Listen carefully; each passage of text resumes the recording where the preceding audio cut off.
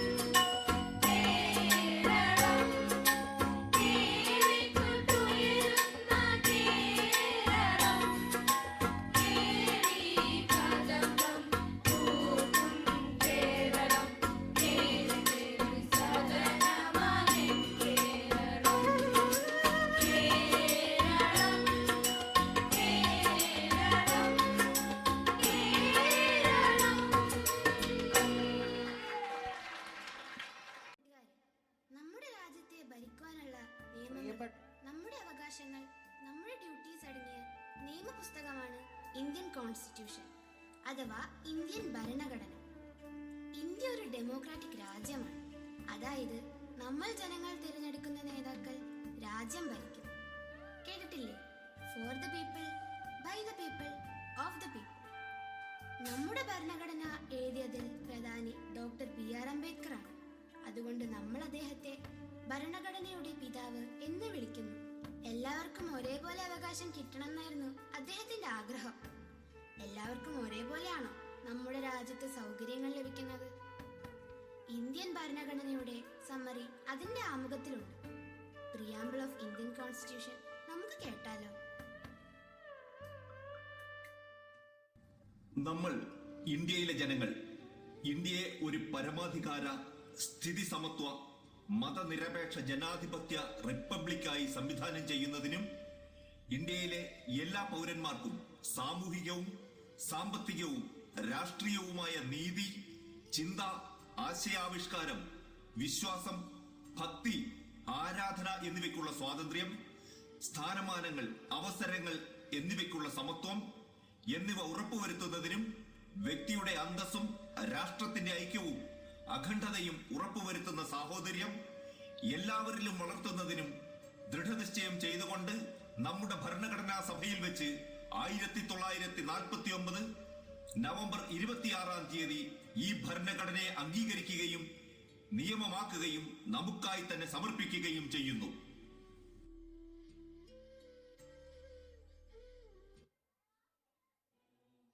ഒരു മാസം നീണ്ടു നിൽക്കുന്ന മലയാള ഭാഷാ മാസം ആഘോഷ പരിപാടികൾ ഉൾപ്പെടുത്തിക്കൊണ്ട് ഈ വർഷത്തെ നിയമസഭാ സെഷനുകൾ ഇന്ന് ആരംഭിക്കും. ഏറെ പ്രത്യേകതകളുള്ള ഒരു ദിവസമാണ് ഇന്ന് നമ്മുടെ നിയമസഭയിൽ. ഈ പ്രത്യേക ദിവസത്തിൽ പ്രവാസി കുട്ടികൾക്ക് നിയമസഭയിൽ പ്രത്യേക പ്രവേശനം നൽകിയിട്ടുണ്ട്. ഭാഷയും ദേശവും ജനാധിപത്യവും നിയമസഭാ സംവിധാനങ്ങളും കുട്ടികൾക്ക് മനസ്സിലാക്കാനുള്ള സർക്കാരിന്റെ പരിശ്രമങ്ങൾക്ക് ആശംസകൾ.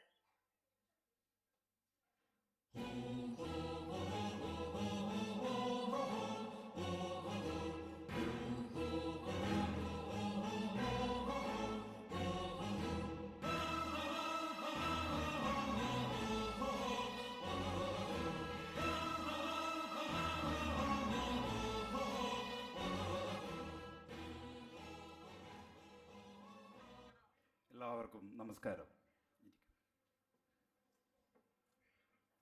എല്ലാവർക്കും മലയാള മാസ പുതുവത്സര ആശംസകൾ. ഇന്ന് ചിങ്ങം 1 കേരള നിയമസഭയുടെ മലയാള ഭാഷാ മാസ പ്രത്യേക സമ്മേളനമാണിത്. കലാകുവൈറ്റിൻ്റെ ഫയൽ മേഖലയിലെ അവധിക്കാല മാതൃഭാഷാ ക്ലാസ്സിലെ കുട്ടികളാണ് സഭാ സന്ദർശകരായി ഇവിടെ എത്തിയിട്ടുള്ളത്. ഈ കൊച്ചു കൂട്ടുകാർക്കും മനസ്സിലാവുന്ന രീതിയിലാണ് ഇന്നത്തെ സഭാ നടപടികൾ ക്രമീകരിച്ചിരിക്കുന്നത്. അവർക്കും ചോദ്യങ്ങൾ ചോദിക്കാനും അഭിപ്രായങ്ങൾ രേഖപ്പെടുത്താനുമുള്ള അവസരം സഭ നൽകുന്നതാണ്. Yes, MLA Sinha. ബഹുമാനപ്പെട്ട സ്പീക്കർ, യെസ്, ചിങ്ങം എന്താണെന്ന് കുട്ടികൾക്ക് അറിയണ്ടാവില്ല. അത് ദയവ് ചെയ്ത് വിശദീകരിച്ച് പറഞ്ഞു കൊടുക്കണം. തീർച്ചയായിട്ടും. പ്രിയപ്പെട്ട കുട്ടികളെ, നമ്മുടെ മലയാള നാടിൻ്റെ കാലഗണനാ രീതിയെയാണ് കൊല്ലവർഷം അഥവാ മലയാള വർഷം എന്ന് പറയുന്നത്. ആ മലയാള വർഷത്തിലെ ആദ്യ മാസമാണ് പൊന്നിൻ ചിങ്ങമാസം. ഓരോ മാസങ്ങൾക്കും അതിൻ്റേതായ പ്രത്യേകതകളുണ്ട്. നമുക്കത് നേരിൽ കാണുകയും അറിയുകയും ചെയ്യാം.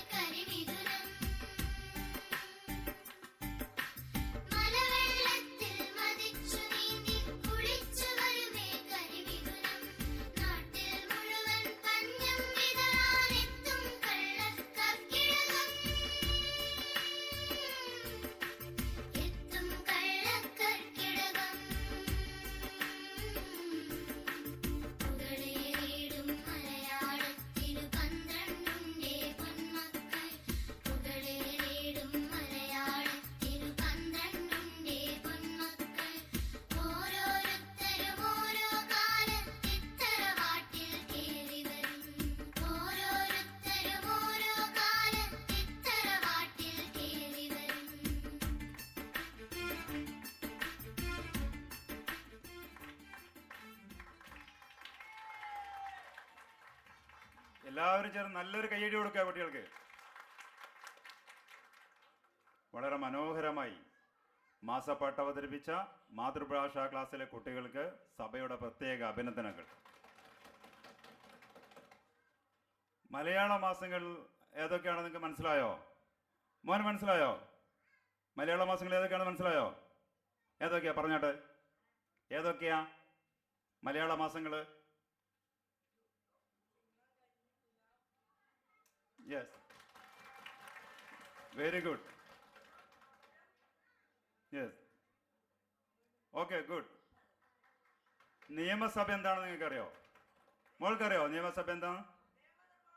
കറക്റ്റ്, നിയമനിർമ്മാണ സഭ, നിയമം നിർമ്മിക്കുന്ന സഭ. നമ്മുടെ സംസ്ഥാനത്തിൻ്റെ നിയമങ്ങളും പ്രശ്നങ്ങളും ചർച്ച ചെയ്യാൻ ജനങ്ങൾ വോട്ട് ചെയ്ത് തിരഞ്ഞെടുക്കുന്ന MLA-മാർ ഇവിടെ ഒത്തുകൂടുന്നു. MLA എന്ന് വെച്ചാൽ മെമ്പർ ഓഫ് ലെജിസ്ലേറ്റീവ് അസംബ്ലി, മലയാളത്തിൽ പറഞ്ഞാൽ നിയമസഭാ സാമാജികൻ. ഈ ഇരിക്കുന്നവരാണ് നമ്മുടെ MLA-മാർ. ഈ സഭയിൽ ഭരണപക്ഷമുണ്ട്, പ്രതിപക്ഷമുണ്ട്. ഭരണപക്ഷം എന്ന് വെച്ചാൽ അറിയോ? നിങ്ങൾക്കറിയോ ഭരണപക്ഷം എന്ന് വെച്ചാൽ? ഭരണപക്ഷം എന്ന് വെച്ചാൽ പറയൂ. Correct, ruling party. റൂളിംഗ് പാർട്ടിക്ക് ഒരു ലീഡറുണ്ട്. അതാണ് നമ്മുടെ ബഹുമാനപ്പെട്ട മുഖ്യമന്ത്രി ശ്രീമതി വൈഷ്ണവി. പ്രതിപക്ഷം എന്ന് പറഞ്ഞാൽ അറിയോ ആരെങ്കിലും? എന്താ പ്രതിപക്ഷം? Correct, opposition party. ഓപ്പോസിഷൻ പാർട്ടിക്കും ഒരു ലീഡറുണ്ട്. അതാണ് നമ്മുടെ ബഹുമാനപ്പെട്ട പ്രതിപക്ഷ നേതാവ് ശ്രീമതി ഇലോജിയ. ഈ സഭയെ നിയന്ത്രിക്കുന്നത് സ്പീക്കറാണ്. സ്പീക്കർ ഇല്ലാത്ത അവസരങ്ങളിൽ ബഹുമാനപ്പെട്ട ഡെപ്യൂട്ടി സ്പീക്കർ സഭയെ നിയന്ത്രിക്കും. ഈ സഭയിൽ നടക്കുന്ന കാര്യങ്ങളെയാണ് സഭാ നടപടികൾ എന്ന് പറയുന്നത്. ഈ വൈറ്റ് യൂണിഫോമിലുള്ള വാച്ച് ആൻഡ് വാർഡർമാർക്കാണ് ഈ സഭയുടെ സുരക്ഷാ ചുമതല. ബഹുമാനപ്പെട്ട ഡെപ്യൂട്ടി സ്പീക്കർ, സഭയുടെ ഇന്നത്തെ നടപടികളെ കുറിച്ച് നമ്മുടെ കുട്ടികൾക്കൊന്ന് പരിചയപ്പെടുത്തി കൊടുക്കാവോ? ബഹുമാനപ്പെട്ട സ്പീക്കർ, ഇന്നത്തെ സഭാ നടപടികൾ: 1. നയപ്രഖ്യാപനം, 2. ചോദ്യോത്തരവേള, 3. പ്രമേയം, 4. ബില്ലവതരണം, 5. ശ്രദ്ധ ക്ഷണിക്കൽ. നമ്മുടെ ആദ്യ സഭാ നടപടി ആരംഭിക്കുകയാണ്. നയപ്രഖ്യാപനം. സർക്കാർ അടുത്തൊരു വർഷം എന്തൊക്കെ കാര്യങ്ങളാണ് ചെയ്യാൻ പോകുന്നത് എന്നതിനെ കുറിച്ചുള്ള ഒരു അനൗൺസ്മെന്റ് ആണ് നയപ്രഖ്യാപനം. മലയാള ഭാഷാ നയപ്രഖ്യാപനം നടത്താനായി നമ്മുടെ ബഹുമാനപ്പെട്ട ഗവർണർ ഇവിടെ എത്തിച്ചേർന്നിട്ടുണ്ട്. ഗവർണറെ നയപ്രഖ്യാപനം നടത്താനായി ക്ഷണിക്കുന്നു.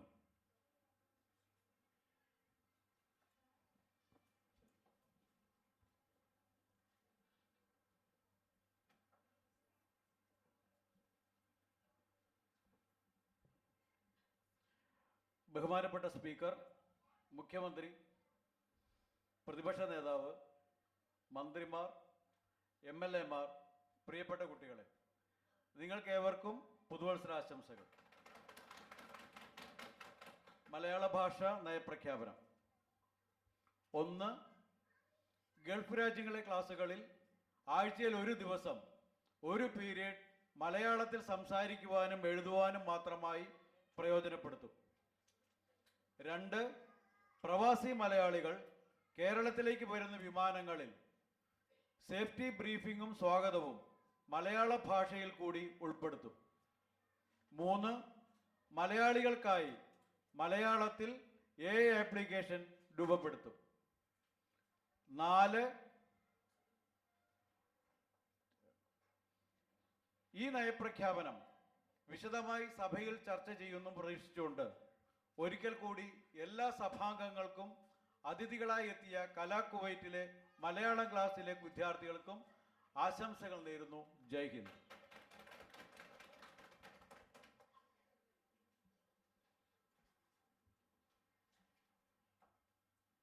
നയപ്രഖ്യാപനവുമായി ബന്ധപ്പെട്ട് അഭിപ്രായങ്ങൾ അറിയിക്കാനും തിരുത്തലുകൾക്കുമുള്ള അവസരമാണ്.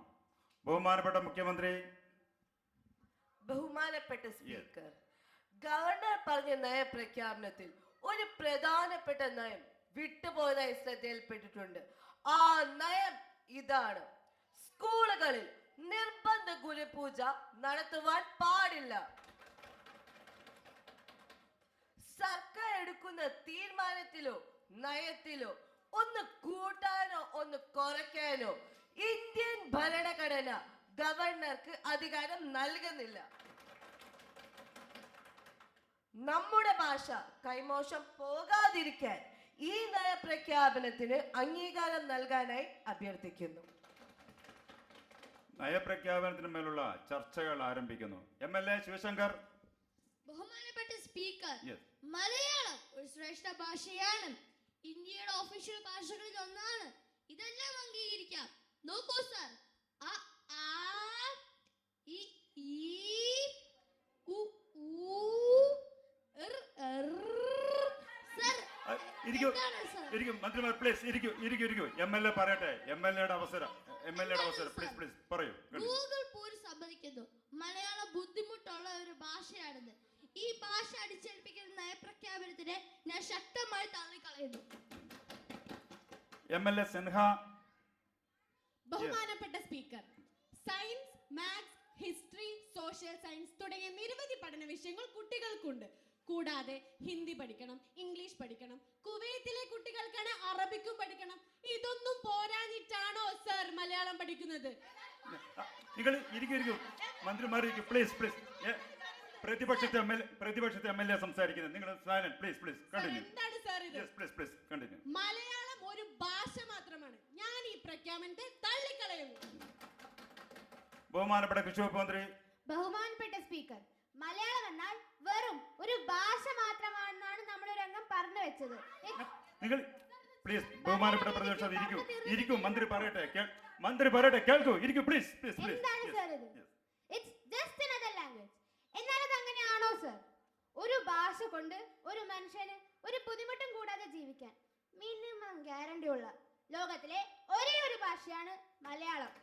അതുകൊണ്ട് ഈ നയപ്രഖ്യാപനത്തെ ഞാൻ ശക്തമായി പിന്തുണയ്ക്കുന്നു. ബഹുമാനപ്പെട്ട സാംസ്കാരിക വകുപ്പ് മന്ത്രി.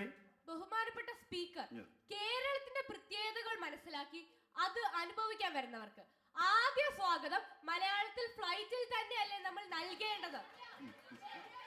പ്ലീസ് സൈലന്റ് ഇരിക്കൂ. മലയാളത്തെ ഒരു ബ്രാൻഡായി കൊണ്ടുവരുന്നതിന് വേണ്ടിയുള്ള എല്ലാ സാധ്യതയും നമ്മൾ ഉപയോഗിക്കണം. അതിനാൽ ഞാൻ ഈ പ്രഖ്യാപനത്തെ പിന്തുണയ്ക്കുന്നു. ഇരിക്കൂ MLA ഇരിക്കൂ പ്ലീസ്. പ്രതിപക്ഷത്തിന്റെ അവസരം തരാം പ്ലീസ്. MLA ഘനശ്യാം. തീർത്തും മോശം എന്ന് പറഞ്ഞാൽ മോശം നയങ്ങളായി ഈ സർക്കാർ വന്നിരിക്കുന്നത്. ഒരു വർഷം കേരളത്തിൽ ആകെ വരുന്ന വിമാന യാത്രക്കാരുടെ എണ്ണം അറിയാമോ? 21 മില്യൺ എന്ന് വെച്ചാൽ 2.1 കോടി. ഇവരിൽ അറബികളുണ്ട്, ഇംഗ്ലീഷുകാരുണ്ട്, ആഫ്രിക്കക്കാരുമുണ്ട്. ഇവരിലെല്ലാം മലയാളം കേൾക്കുന്ന ആവശ്യമുണ്ടോ? പ്ലീസ് MLA പറയട്ടെ കേൾക്കൂ പ്ലീസ്. പറയൂ പ്ലീസ്. മറ്റൊരു കാര്യം, ഗൾഫ് രാജ്യങ്ങളിൽ കുട്ടികളുടെ സ്ഥിതി വളരെ ദയനീയമാണ് സർ. ഈ സമയം പിള്ളേർപ്പിടുത്തക്കാരെ കാട്ടി കഷ്ടമാണ് കലാകുവൈറ്റിന്റെ മലയാളം പഠിപ്പിക്കാൻ.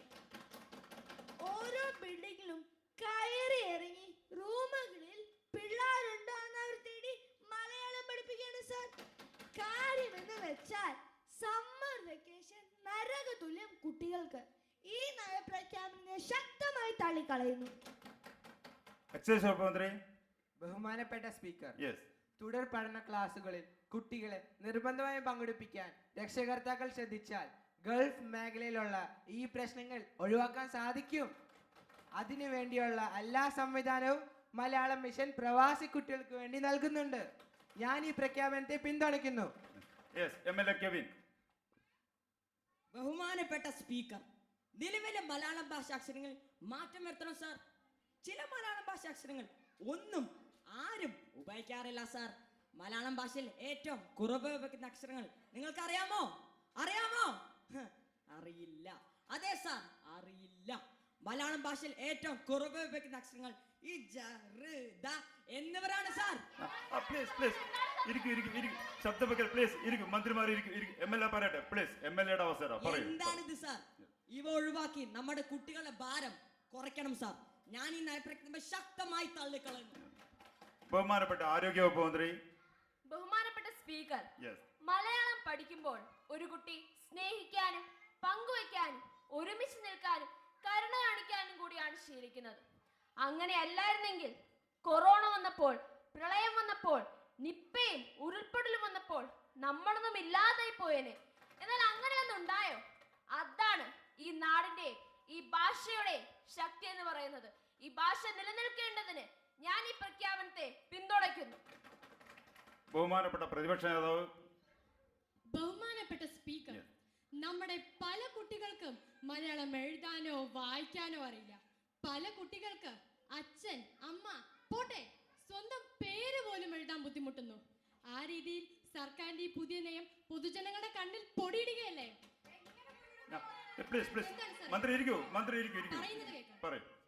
മാത്രമല്ല യാതൊരു ആത്മാർത്ഥത ഇല്ലെന്നാണ് എനിക്ക് പറയാനുള്ളത്. അതുകൊണ്ട് ഞാൻ ഈ പ്രഖ്യാപനത്തെ ശക്തമായി തള്ളിക്കളയും. ബഹുമാനപ്പെട്ട വിദ്യാഭ്യാസ മന്ത്രിക്ക് എന്താ പറയാനുള്ളത്? പറയൂ. ബഹുമാനപ്പെട്ട സ്പീക്കർ, പ്രതിപക്ഷ നേതാവ് പറഞ്ഞ ചില കാര്യങ്ങളോട് ഞാനും യോജിക്കുന്നു. പ്രധാനമായും നമ്മുടെ കുട്ടികൾക്ക് മലയാളം എഴുതാനോ വായിക്കാനോ സംസാരിക്കാനോ അറിയാത്തതിന്റെ ഉത്തരവാദി ഈ പറയുന്ന കുട്ടികളുടെ അച്ഛനും അമ്മയുമല്ലേ? കുട്ടികളോട് അവർ മലയാളത്തിൽ തന്നെ സംസാരിക്കണം. പിന്നെ ഈ സിനിമയും സീരിയലും റീൽസും ഒക്കെ കാണുന്ന സമയത്തിൽ നിന്ന് ഒരല്പസമയമെങ്കിലും മാറ്റിവെച്ച് മലയാള പുസ്തകങ്ങൾ വായിക്കാനായിട്ട് അവരെ പഠിപ്പിക്കുകയും പ്രേരിപ്പിക്കുകയും ചെയ്യണം. നമ്മുടെ ഭാഷ നിലനിന്ന് പോകണമെങ്കിൽ ഈ നയങ്ങളൊക്കെ അത്യാവശ്യമാണ്. അതിനാൽ ഞാൻ ഈ നയത്തെ പിന്തുണയ്ക്കുന്നു. ബഹുമാനപ്പെട്ട തൊഴിൽ വകുപ്പ് മന്ത്രി. ബഹുമാനപ്പെട്ട സ്പീക്കർ, ഗൾഫ് രാജ്യങ്ങളെ അവധിക്കാല സമയത്ത് കുട്ടികളെ മാതാപിതാക്കൾ മലയാളം ക്ലാസ്സിൽ വിടും. എന്നാൽ അവധി ക്ലാസ്സുകൾ കഴിഞ്ഞാൽ പിന്നെ കുട്ടികളെ മലയാളം ക്ലാസ്സിൽ കാണാറില്ല. എന്താണ് സാർ ഇതൊക്കെ? മിക്ക മാതാപിതാക്കളും കുട്ടികളെ പുറത്തുവിടാൻ ഒരു അവസരമായാണ് മലയാളം ക്ലാസ്സിനെ കാണുന്നത്. ഈ ചിന്താഗതി ശരിയല്ല. ഇത് കാരണം കുട്ടികൾക്ക് മലയാളത്തോട് താല്പര്യക്കുറവുണ്ടാകുന്നു. അവധിക്കാല ക്ലാസ്സുകൾ അവർക്ക് ദുഷ്കരമാകുന്നു. ഈ നയ പ്രഖ്യാപനത്തെ ഞാൻ പിന്തുണയ്ക്കുന്നു. കുട്ടികൾ ഓടിക്കളിക്കരുത്, അവിടെ ഇരിക്കണം പ്ലീസ്. കുട്ടികൾ ഓടിക്കളിക്കരുത്, അവിടെ ഇരിക്കുക. ബഹുമാനപ്പെട്ട മുഖ്യമന്ത്രി പറഞ്ഞ പ്രകാരം നമ്മുടെ സ്കൂളുകളിൽ നിർബന്ധിത ഗുരുപൂജ നടത്താൻ പാടില്ല എന്ന നയം കൂട്ടിച്ചേർക്കുന്നു. ഈ നയപ്രഖ്യാപനത്തെ അംഗീകരിക്കുന്നവർ ശബ്ദ വോട്ടോടുകൂടി പാസ്സാക്കുക. നയപ്രഖ്യാപനത്തെ അംഗീകരിക്കുന്നു. ഈ ഒരു സന്തോഷത്തിൽ മലയാളം ഭാഷാ ഗാനം മാതൃഭാഷാ കുട്ടികൾ അവതരിപ്പിക്കാൻ താല്പര്യപ്പെടുന്നു.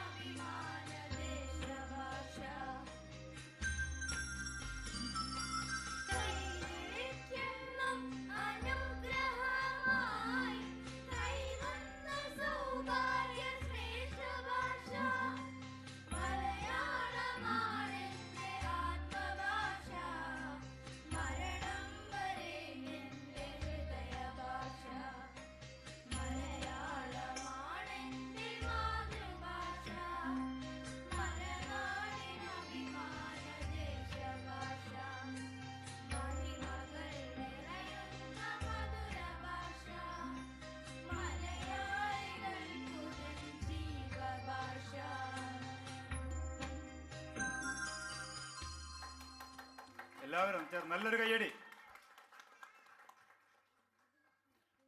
പ്രമേയമാണ് അടുത്ത സഭാ നടപടി. ഒരു പ്രത്യേക വിഷയത്തിൽ നിയമസഭയുടെ അഭിപ്രായം രേഖപ്പെടുത്തുന്നതിനായി പ്രമേയങ്ങൾ അവതരിപ്പിക്കും. പ്രമേയം അവതരിപ്പിക്കാൻ ബഹുമാനപ്പെട്ട പ്രതിപക്ഷ നേതാവിനെ ക്ഷണിക്കുന്നു. ബഹുമാനപ്പെട്ട സ്പീക്കർ, നമ്മുടെ നാട്ടിലെ പ്രധാന പ്രശ്നമാണ് ഡ്രഗ്സ് അഥവാ ലഹരിയുടെ ഉപയോഗം. സർക്കാർ പല ബോധവൽക്കരണ ക്ലാസുകൾ നടത്തിയിട്ടും ഡ്രഗ്സിന്റെ ഉപയോഗത്തിന് ഒരു കുറവുമില്ല. നമുക്കറിയാത്ത പല ഡ്രഗ്സ് ഇപ്പോഴും യുവാക്കളുടെ ഇടയിലുണ്ട്. സർ, ഈ പ്രമേയത്തിലൂടെ 2 കാര്യങ്ങളാണ് എനിക്ക് പറയാനുള്ളത്. ഒന്നാമതായി, ഡ്രഗ്സിനെ പ്രൊമോട്ട് ചെയ്യുന്ന ഒരു കണ്ടന്റ് കുട്ടികളിലേക്ക് എത്തുന്നില്ലെന്ന് രക്ഷകർത്താക്കൾ ഉറപ്പുവരുത്തേണ്ടതാണ്. കുട്ടി ഒരു സിനിമയോ ഒരു റീലോ കാണുന്നതിന് മുമ്പ് രക്ഷകർത്താക്കൾ ശ്രദ്ധിക്കേണ്ടതാണ്. ഡ്രഗ്സിനെ പ്രൊമോട്ട് ചെയ്യുന്ന സിനിമകൾ, റീലുകൾ, കാർട്ടൂൺസ് എല്ലാം സർക്കാർ സെൻസർ ചെയ്യേണ്ടതാണ്. അത്തരത്തിൽ പ്രവർത്തിക്കുന്ന യൂട്യൂബ് ചാനലുകൾ, സിനിമാ കമ്പനികൾ എല്ലാം സർക്കാർ പൂട്ടിക്കേണ്ടതാണ്. രണ്ടാമതായി, ലഹരിയെ ലഹരി കൊണ്ട് തന്നെ പോരാടുന്നതാണ്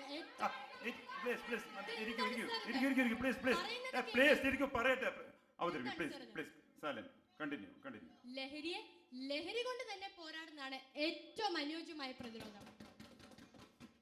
പാട്ടിനോടുള്ള ലഹരി, പഠനത്തോടുള്ള ലഹരി, ഡാൻസിനോടുള്ള ലഹരി, ഫുട്ബോൾ ക്രിക്കറ്റിനോടുള്ള ലഹരി, ഇതെല്ലാം പ്രോത്സാഹിപ്പിച്ചുകൊണ്ട് നാടും നാട്ടുകാരും പോലീസും അധ്യാപകരോട് ചേർന്ന കൂട്ടായ പ്രവർത്തനത്തിന് നേതൃത്വം നൽകുമെന്ന് ഞാൻ അഭ്യർത്ഥിക്കുന്നു. കൂടാതെ ഇപ്പൊ സ്കൂളുകളിൽ നിലവിൽ പ്രവർത്തിക്കുന്ന സ്റ്റുഡൻസ് പോലീസിന്റെ പ്രവർത്തനം കൂടുതൽ ശക്തമാക്കണമെന്നും കൂടി ഞാൻ അഭ്യർത്ഥിക്കുന്നു. ബഹുമാനപ്പെട്ട പ്രതിപക്ഷ നേതാവ് അവതരിപ്പിച്ച പ്രമേയത്തിൽ എന്തെങ്കിലും കൂട്ടിച്ചേർക്കാണ്ടോ? നിങ്ങൾക്കും പങ്കെടുക്കാം. എന്തെങ്കിലും കൂട്ടിച്ചേർക്കാണ്ടോ? യെസ്, ഡെപ്യൂട്ടി സ്പീക്കർ പറയൂ. സർ, കേരളത്തിലെ യുവജന സംഘടനകൾ കേരളത്തിലെ വിവിധ ആശുപത്രികളായി പൊതിച്ചോർ വിതരണം ചെയ്യുന്നു. 1-2 വർഷമല്ല സർ, കഴിഞ്ഞ 8 വർഷമായി അവർ ഈ പ്രവർത്തനം തുടങ്ങിയിട്ട് 1000-10,000 അല്ല 16 ലക്ഷം പൊതിച്ചോറാണ് അവർ വിതരണം ചെയ്തത്. അതും ഒരു ദിവസം പോലും മുടങ്ങാതെ. പ്രളയവും കോവിഡും വന്നപ്പോഴും അവരത് തുടർന്നു. അവർക്കതായിരുന്നു അവരുടെ ലഹരി. സർ, സംഘടനാ പ്രവർത്തനത്തിനും സാമൂഹിക പ്രവർത്തനത്തിനോടുള്ള ഈ ലഹരി എന്നും കൂടെ പ്രമേയത്തിൽ ഉൾപ്പെടുത്തണം. സാമൂഹ്യ പ്രവർത്തനവും സംഘടനാ പ്രവർത്തനത്തോടുള്ള ലഹരി എന്നുകൂടി ഉൾപ്പെടുത്തുന്നു. ഈ പ്രമേയത്തെ പിന്തുണക്കുന്നവർ ശബ്ദവോട്ടോടുകൂടി പാസാക്കുക. മുഴുവൻ MLA-മാരും മന്ത്രിമാരും കലാകുവൈറ്റിന്റെ മാതൃഭാഷാ ക്ലാസ്സിലെ കുട്ടികളും പൊതുജനങ്ങളും ഒന്നിച്ചൊന്നായി അംഗീകരിച്ചതിനാൽ ഈ പ്രമേയം ഐക്യകണ്ഠേന പാസ്സായതായി അറിയിക്കുന്നു. ഈ അവസരത്തിൽ ലഹരിവിരുദ്ധ ഗാനവും ചുവടുകളുമായി നമ്മുടെ മാതൃഭാഷാ കുട്ടികളും നവീനമായ ആശയങ്ങളുമായി എത്തിയിട്ടുണ്ട്. അവരെ ക്ഷണിക്കുന്നു.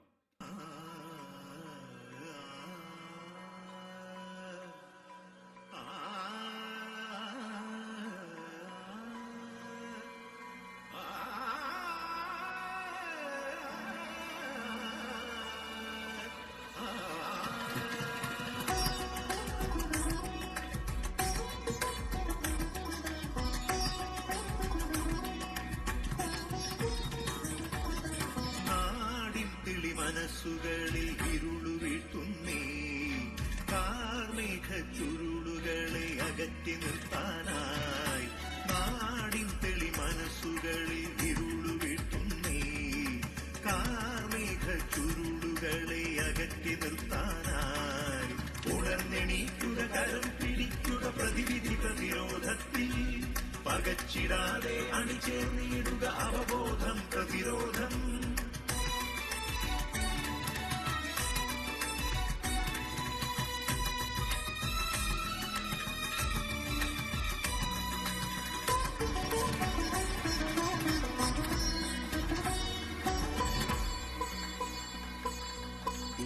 പുകഞ്ഞു തീരില്ലെന്ന് നെഞ്ചിൽ തൊട്ട് പറയാം. നിനക്കു വേണ്ടി എനിക്കു വേണ്ടി നാടിനു വേണ്ടി പറയാം. കരിഞ്ഞു വീ